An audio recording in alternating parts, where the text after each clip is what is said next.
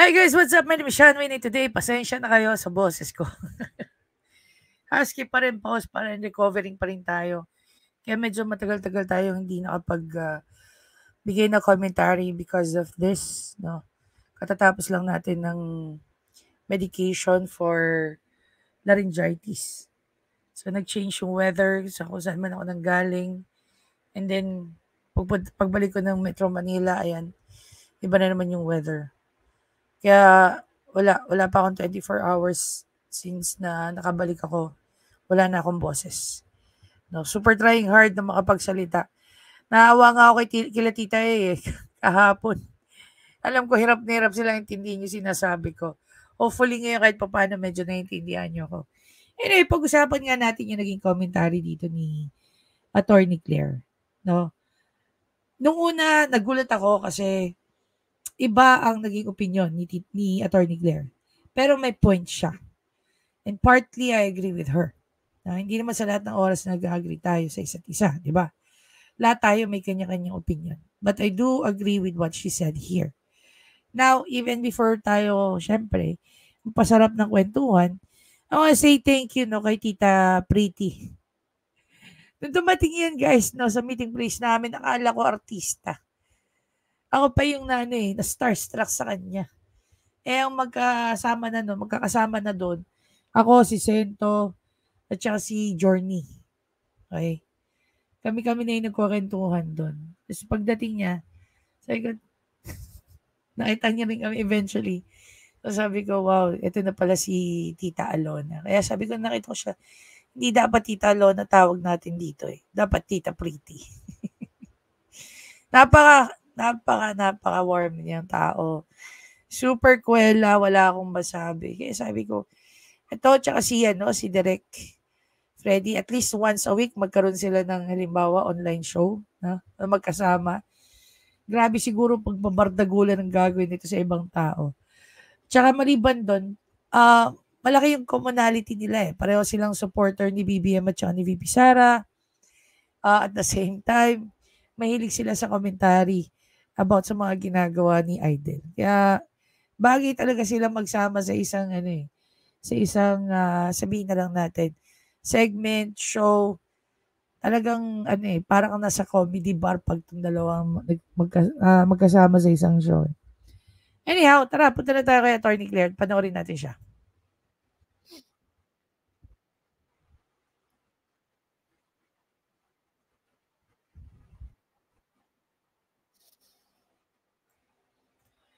Wait. Ayoko na magbibigay ka ng wrong information. Sino naaalala niyo doon sa clip na yon? Kanino niyo lagi nakikita yun? Ay, ang miwala siya nung nalaman niya may asawa. So, ibig sabihin, sa taga nila, o sila man, hindi sinabi? Pero bilang isang babaeng naging tanga, well, napanood na natin ito sa kabilang sa isang video ko. No? So, skip na natin to. Diretso na tayo sa sinabi ni Attorney Claire.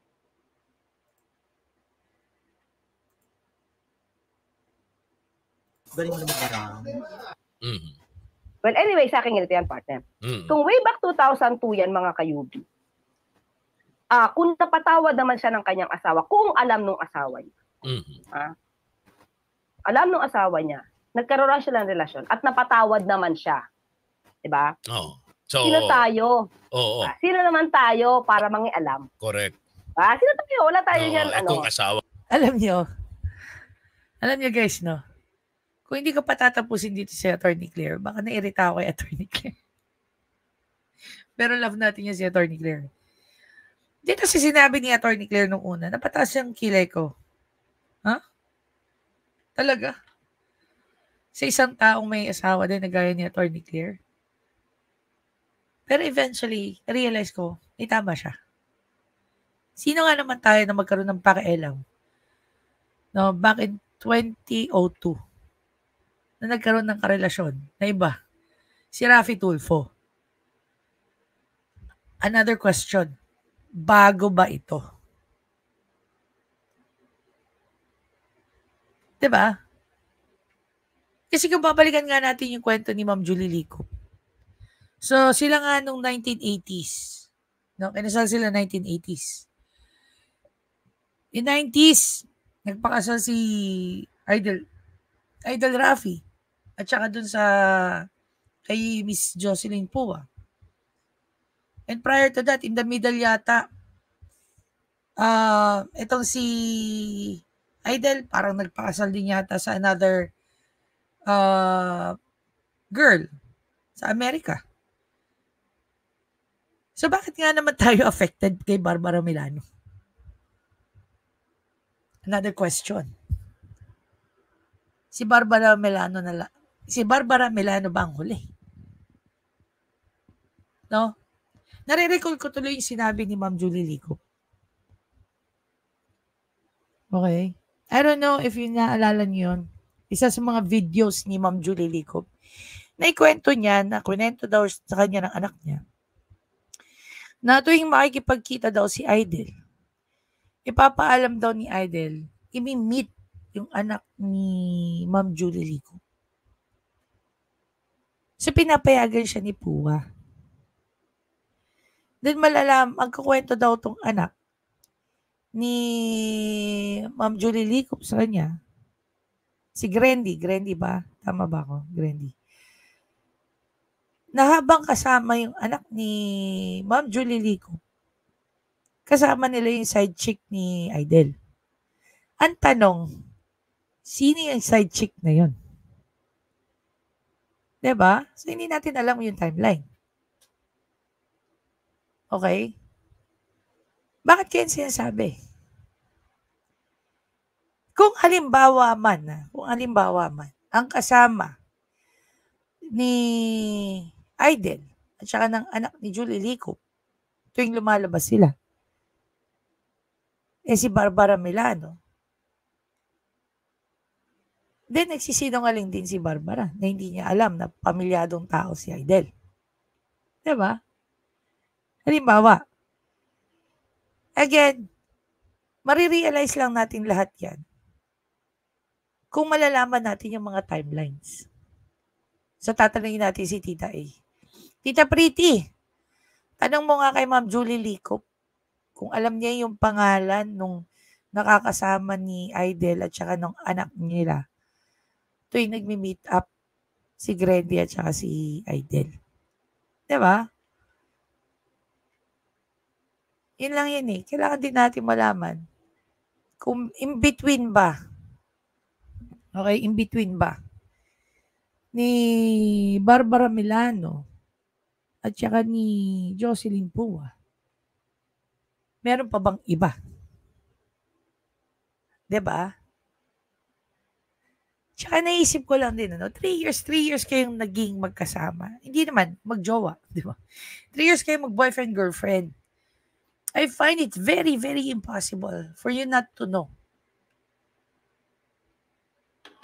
na ang isang Raffy Tulfo ay pamilyado. At kung papansinin nyo rin guys,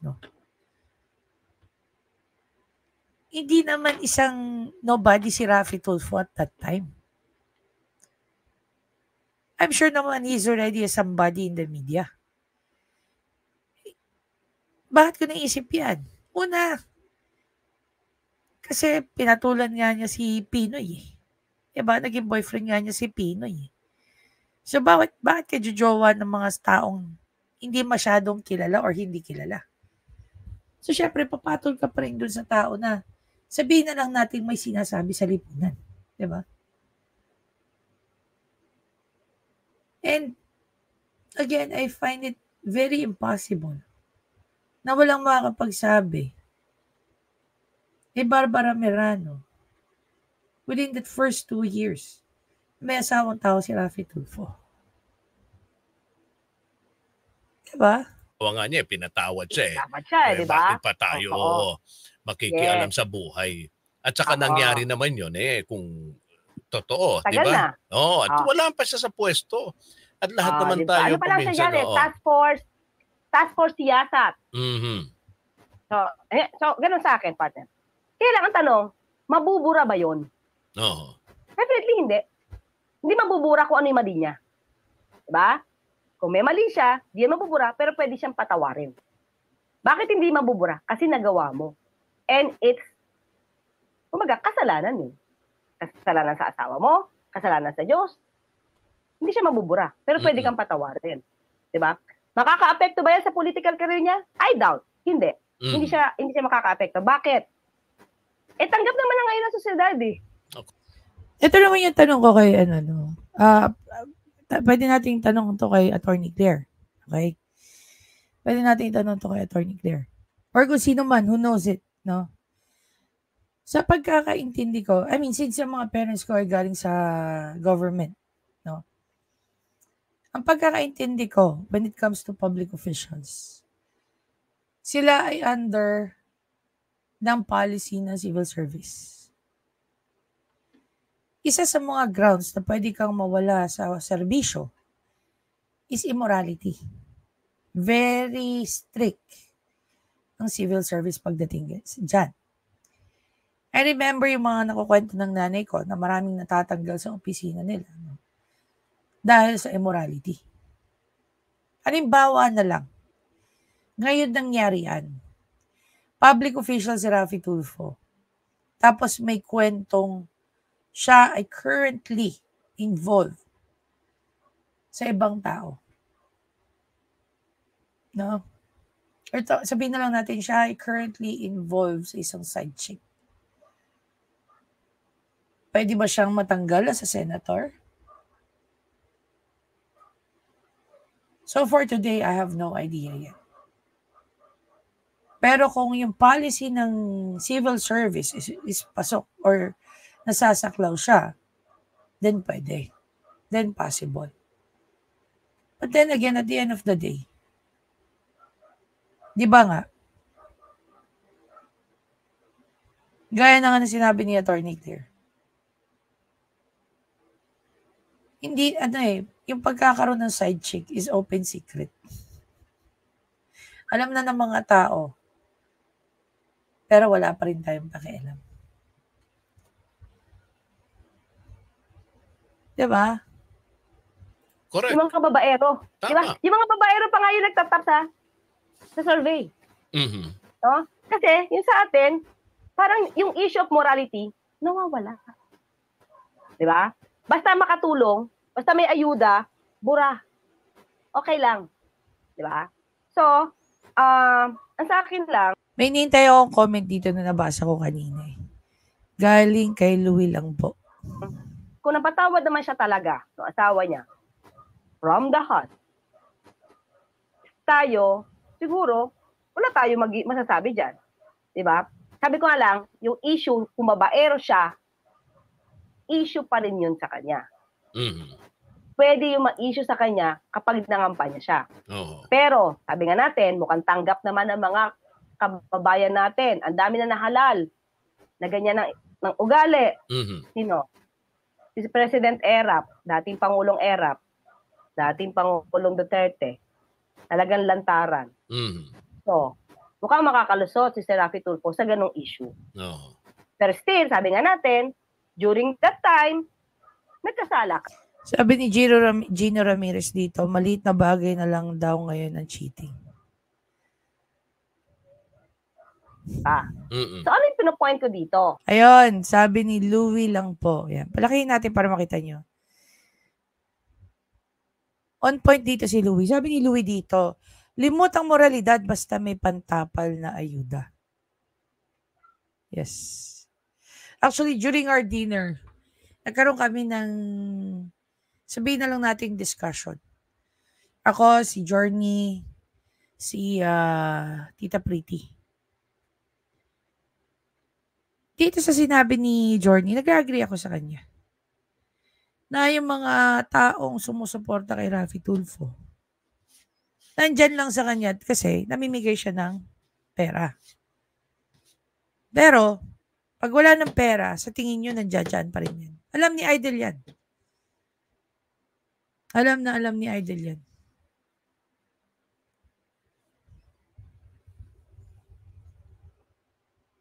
Pag nag-stop na siya mamigay ng ayuda, suporta ng tao, tigil na rin. Kaya ako guys, hindi ako naniniwala sa funds. alam ko may mga viewers, alam kong may mga supporters. Ang supporters mo, okay, ito yan eh. Ang supporters mo, meron o wala, mahita sa'yo, nandyan lang yan. Nandyan sila para sa'yo. Pero mga tinatawag mong viewers, subscriber, nandyan yan kasi may nakikita pa sa'yo. Diba? Lahat tayo nagkakasala. Oh, wala namang perfecto partner eh. Perfecto. At time Diba? walang Lahat tayo perfectong tao. nagkakasala. Pero ito lang din naman yung akin dyan, Attorney Claire, no? I agree with you. Lahat tayo nagkakasala. Siguro yung minsan ka, sabi nga sa linya ni ano yung movie na yun? Nakalimutan ko yung title, guys eh. Yung movie ni Angelica Panganiban at saka ni Dingdong Dantes. About sa panloloko. About sa panloloko. Yung lokohin mo ko ng if I remember correctly yung line yung lokohin mo ko ng paulit-ulit, may sakit ka na. Diba? Kaya kong patawarin siguro isang tao kung once ka lang gumawa ng kasalanan sa akin. Pero yung paulit-ulit, hindi na yun guys kasalanan. Pagkatao na yun ng tao. Diba? Sir, ito po yung sitwasyon. Kaya napunta si Mrs. dahil paulit-ulit na lang at ang pinaka talaga nakakarindi na, siya pa yung nababastos dito ni Kabit. So, gusto niya, once and for all, magkaroon na po talaga ng solusyon yung problema at bibigay ko po sa kanya yung solusyon na hinahanap niya, which is, number 1, hawak-hawak niya po yung inyong marriage certificate, katsyempuhan po namin, kasama po yung mga pulis, na kayo po yung magkasama ni Kabit sa inyong tinitirahan kung sama yung inyong... Alam niyo, at one point, no, saludo ako dati kay Rafi Tulfo. Yes. Tulfonatics ba ako? No. Hindi ako Tulfonatics. I was for the people. Kasi tinutulungan niya yung mga taong gaya nito. Pero nung nalaman ko, no, sa mga kwento ni Ma'am Julie Licop, yung mga pinaggagawa ni Rafi Tulfo, every time na nakakita ko ng ganitong video niya, gusto kong tanungin si Idol eh, paano mo nakakayanin sikmurahin o magsalita ka ng ganyan? Na alam mo sa sarili mo na may mga tao ka rin nasaktan dahil nagkaroon ka rin ng kabit. Diba? Gusto ko siya talagang tanungin. Paano niya nakakayanin? Paano niya nakakayanan yan? Ito lang yung akin, guys, no? Yes, I agree with Attorney Claire. Pagdating sa sinabi niya, sino tayo para manghimasok sa personal na issue ni Rafi Tulfo? It's not between the netizen and Rafi Tulfo about yung mga side chick niya. I just feel bad, no? Doon sa mga tao, sa mga babaeng nagmahal sa kanya ng tunay. They don't deserve that. They don't deserve the pain na nakuha nila. Sabi nga ni Barbara Milano, bait naman daw si Idol. Andun na tayo eh. May term nga dyan eh, love bombing. The mere fact na niloko ka, hindi sinabi sa'yo na may asawa siya. Hindi mo na pwedeng sabihin na itong taong to, minahal ka. Diba? And here's another thing. 10% lang po sa may mga kabit ang alam na sila ay kabit. The rest, hindi nila alam na kabit sila. Maniwala kayo sa hindi. 10% lang po yung babae na nakikipag-agawan ng asawa sa tunay na asawa. Diba? At saka kung si Rafi Tulfo, yung tipo ng politiko or politician, no? Na taon in 1940s, 50s, 60s, 70s. Wala na yan. Gibang-giba ng karera niyan. Bigyan ko kayo ng isang magandang example. Alam niyo ba yung kwento ni Bill Clinton at saka nung isang White House staff? Diba nang lumabas yun? Wala. Gumuho yung political career ni Bill Clinton. Hanggang ngayon, malaking issue sa Amerika yan. Kahit mga liberated ang mga taga-Amerika, When we talk about morality, big thing yan sa kanila. Dito sa Pilipinas, wala. Pero come to think of it, pag ang babae nagloko, grabing husgahan, di ba? Pero pag lalaki, wala na yan. Iyak na lang yung babae, iwan sa kanya lahat ng mga anak. Yun yung siste. Yun yung naranasan ni Miss Julie Lico. Pinakasalan, nabuntis, iniwan. Sino nagpalaki? Sino nagtustos? Nanay. Kaya kawawa guys, yung mga nanay talaga. Kaya, I don't know. Paano natin kayang baliwalain yung mga ganitong klaseng tao? Yung mga ganitong klaseng senaryo sa buhay ng isang tao na nino-normalize na nga natin yung pagkakaroon ng kabit ng mga lalaki. Whether ikaw ay politiko man or isang ordinaryong Pilipino. Bakit kaya natin i-normalize yung ganyan? Knowing that, come to think of this, may vowsy na, pero bakit hindi nyo pagpa-file ng vowsy yung mga asawa ninyo? Diba? Anyway guys, again, maraming salamat sa panonood. Please don't forget to subscribe, like, and comment. Siyempre, share nyo na rin yung thoughts nyo tungkol dito. Dapat ba i-brush off na lang natin yung mga ganyan klaseng tao? Dapat ba pinauupo natin yung mga ganyan klaseng politiko? Na kunyari may malasakit sa mga kababaihan when in fact, sila pa yung nagiging rason kung bakit merong mga ibang babae ang nasasaktan. Mga anak na nawawalan ng kumpiyansa sa salitang kasal. Dahil may mga nakikita silang either nanay nila o tatay nila. Iniwan sila. Dahil lang sa ibang tao. Dahil lang merong mga kabit. Diba guys? See you in the next video.